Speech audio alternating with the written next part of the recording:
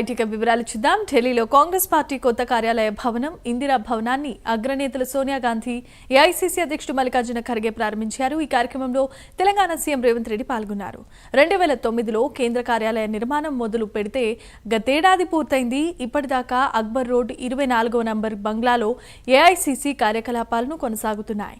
1978 నుంచి అక్బర్ రోడ్లో కాంగ్రెస్ కార్యకలాపాలు కొనసాగాయి.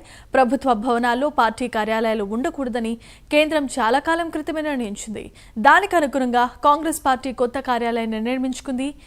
9A కోట్ల రోడ్డులో 6 అంతస్తుల భవనాన్ని అత్యాధునిక సౌకర్యాలతో కట్టారు.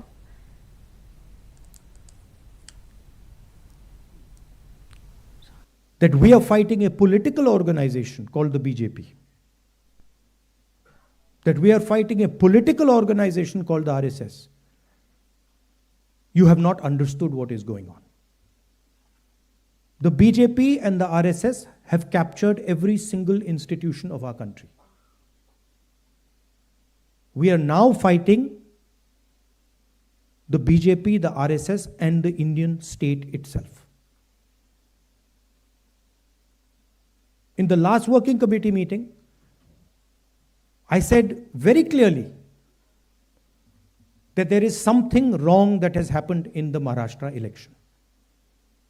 I said clearly that we are not comfortable with the way the Election Commission is holding elections.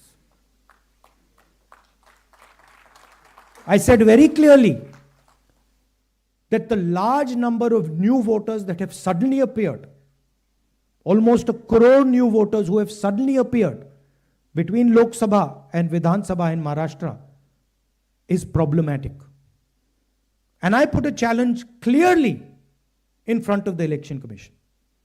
And I said clearly to the Election Commission through that meeting that it is your duty to make the voter list transparent to the opposition.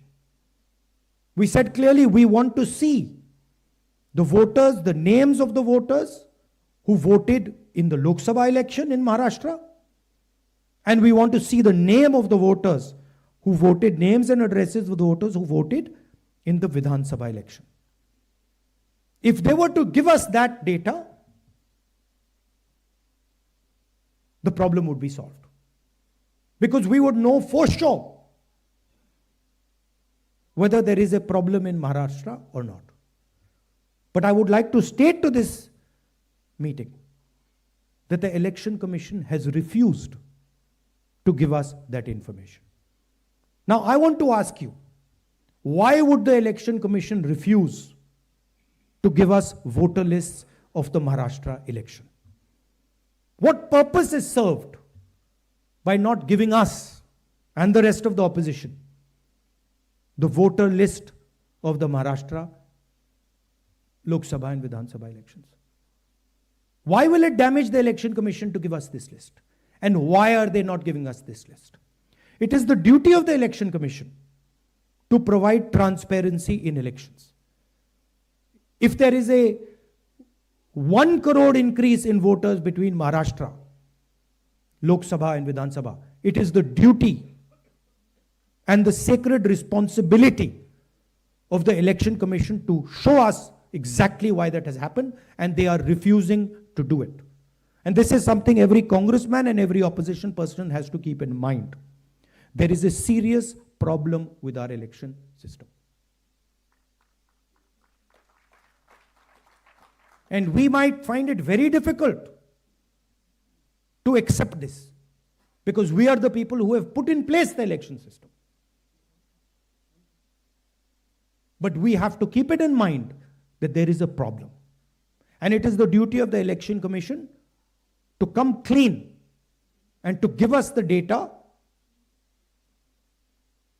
of the Maharashtra and the Haryana elections, to give us the data we are asking for, the opposition is asking for, in which they are refusing to give us. So that is the situation in which we are fighting. Investigative agencies which are supposed to investigate crimes are being used against opposition. They're being used against all opposition leadership. CBI, ED, all these structures. We do not know whether our institutions are working or are non-functional. It's pretty clear the media, what the media is up to. Everybody knows. Even the people know that the media is no longer free and fair. So these are circumstances under which you're fighting this ideological battle. And I must tell you that I'm extremely proud of every single one of you. That you get up in the morning, and you stand and you fight for what you believe in and what you know to be your politics. So I'm very proud of this building, and I'm more proud of the people who are sitting inside this building right now. Thank you very much.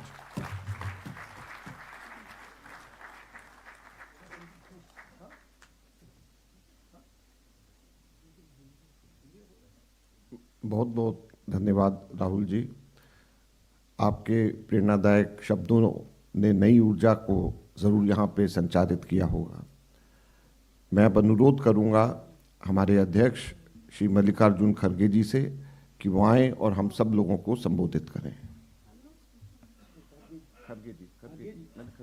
खड़गे जी श्री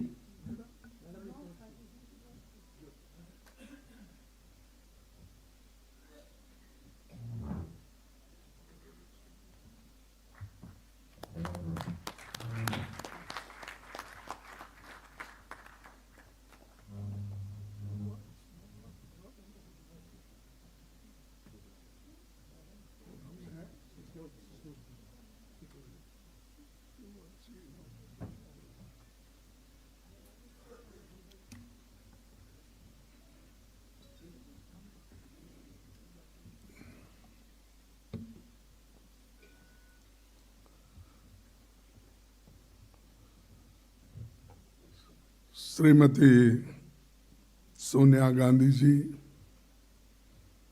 राहुल गांधी जी और मेरे सहयोगी और साथियों,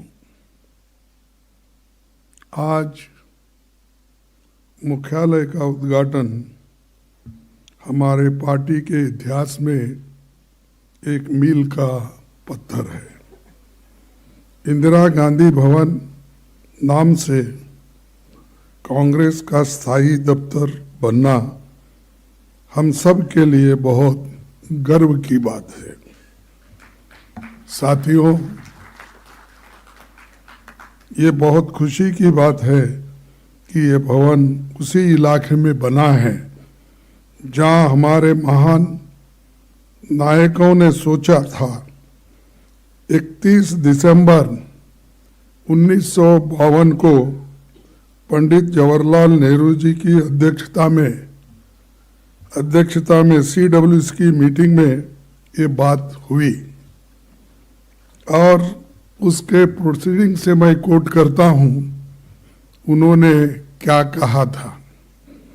the committee considered the question of the purchase of the site for the AICC office building.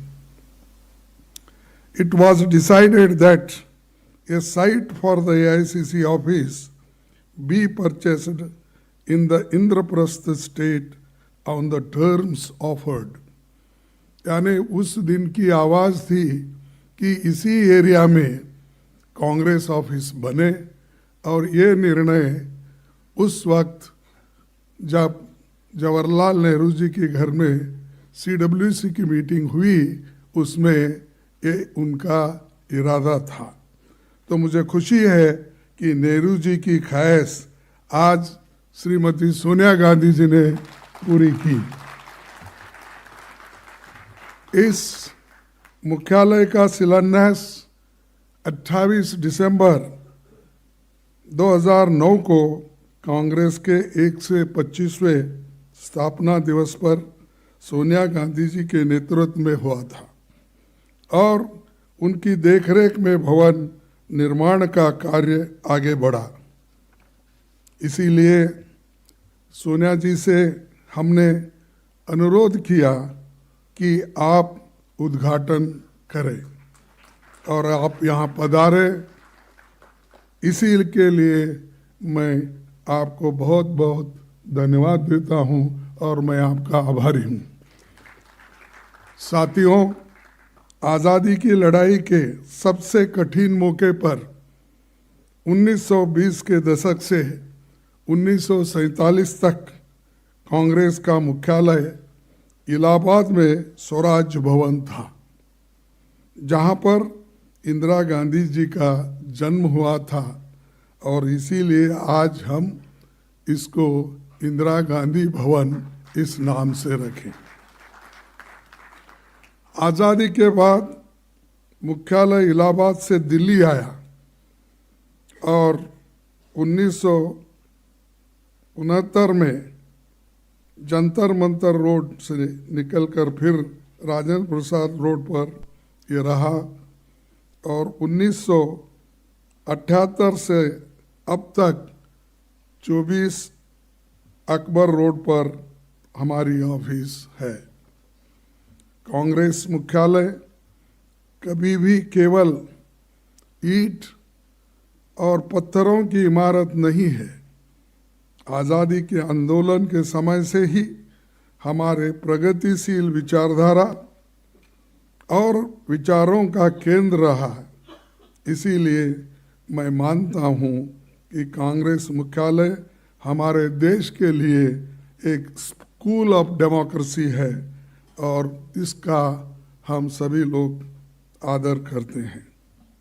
Pandit Nehru ji ने कहा था, democracy is not only political, not only economic, but something of the mind, as everything is ultimately something of the mind. These are the words Pandit Jawaharlal Nehru ji said for democracy. पहले कांग्रेस मुख्यालय से देश की स्वाधीनता की लड़ाई लड़ी गई, फिर राष्ट्र निर्माण का काम हुआ, जिसके लिए गांधी जी, इंदिरा जी, राजीव जी समेत कई कांग्रेस जनों को अपनी शहादत देनी पड़ी। कई विभाजनकारी ताकतें जिनका आज़ादी की लड़ाई में कोई योगदान नहीं था, उन्होंने बाद में संविधान, तिरंगा, अशोक चक्र से लेकर समाज की प्रगति के लिए बन रहे कायदे कानून तक का विरोध किया। और जैसा कि अभी राहुल गांधी जी ने बात कही, जो लोग आज़ादी से वास्ता नहीं था या उसके लिए लड़े नहीं थे, ऐसे लोग क्या बात कर रहे हैं आपको मालूम है। आज ही मैं पेपर में पढ़ा कि जो आरएसएस के मुख्य है भागवत, उन्होंने अपना मुंह खोला और ये कहा कि रियल आज़ादी मिली जब राम मंदिर बना और उसका उद्घाटन किया। तो सहज है कि मोदी और उन्होंने मिल के उसका उद्घाटन किए थे, इसलिए मोदी जी को आज़ादी मिली वो 2014 में, वो समझते हैं, क्योंकि 2014 में वो प्राइम मिनिस्टर बने। और आरएसएस के लोग ये समझते हैं कि जब राम मंदिर बना वही आज़ादी का दिन। ये शर्म की बात है कि हमारे को आज़ादी मिली, आपको मालूम है, सबको मालूम है, 1947 में, और मुझे आज़ादी मिली 1948 में हैदराबाद में। तो